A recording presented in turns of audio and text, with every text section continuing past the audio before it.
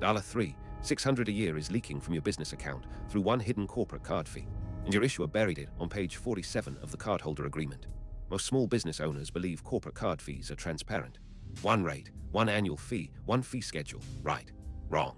Card issuers embed a 2-3% foreign exchange markup on top of the interbank conversion rate in merchant settlement, disclosed only in fine print and never itemized on your receipt. That means a $10,000 international purchase costs you an extra $200, $300 that never appears as a separate line item. If you're spending $150,000 annually on cross-border payments, which is typical for any business with vendors, employees, or operations overseas, you're hemorrhaging $3, 600, $4, 500 per year. Over 5 years, that's $18,000, 22, 500 in unrecovered cash drag on your operating margin. And you probably have no idea it's happening. Here's why. Visa and Mastercard set the official interbank conversion rate every day. That's the real rate.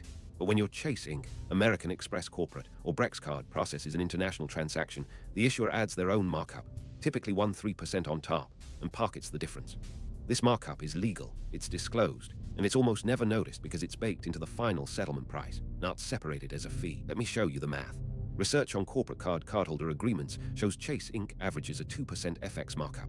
American Express Corporate averages 5%. Brex, depending on your plan, can range from 1% to 3%. On $150,000 in annual international spend, that gap alone is worth $1, $500, $4, 500 per year, depending on which card you're holding. But here's where it gets worse. Most business owners never audit this because the fee is invisible. It's not a line on your statement. It's not a separate charge. It's embedded in the merchant settlement price, so when you see $10,000 paid, you think you paid exactly $10,000. You didn't. You paid $10, $200, $10, 300, and the difference went straight to the card issuer as FX margin. The 3-line item audit works like this. Pull your last 30 days of international transactions. For each one, check the merchant's posted price in their currency, then convert it yourself using XC, Calm, or Onda. These sites use the real interbank rate with minimal markup, typically under 5%. Compare that to what your card charged you. The gap is your FX markup. Do this for 5 transactions, average them, and multiply by your annual cross-border volume. That number is your annual leak. I ran this audit on a real small business with $180,000 in annual international spend across 3 cards. Chase Inc. 1% average markup equals $3, 780 annually. American Express Corporate 4% markup equals $4, 320 annually. A business-focused fintech alternative with 0 FX markup, $0.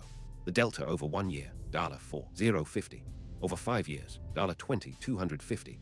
Now the solution. Some card issuers, Wise Business, Revolut Business, and a handful of others, charge 0 FX markup.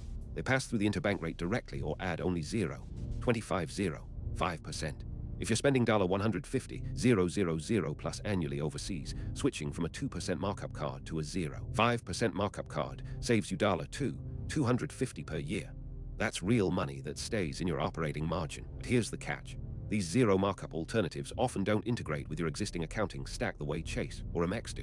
So the real move is a hybrid. Keep your primary business card for domestic spend and category multipliers, but route international transactions through a low markup alternative.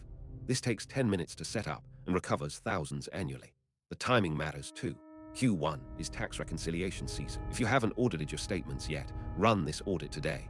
If you've been paying these markups for 2 years, you may be able to file a dispute with your card issuer and recover a portion retroactively. It's not guaranteed, but it's worth 15 minutes on the phone. The bottom line, you're not losing money to interest rates or annual fees. You're losing money to an invisible 2-3% tax on every international transaction that your issuer charges without breaking it out. Audit your last 30 days of statements tonight. Convert 1 transaction yourself. See the gap. Then decide if your card's other benefits are worth $3, 600 plus per year in FX margin. For the full audit framework, statement templates, and the complete comparison across 12 business cards, check the companion book from 580 to 800, link in the description. If this saved you money, hit subscribe. I'm covering the cashback arbitrage trap next, where high reward cards are quietly capping your earnings without telling you. Dropping Friday. Ring the bell so you don't miss it. What's the biggest FX fee you've caught on your business card? Drop it in the comments. Your credit profile is your leverage. Protect it.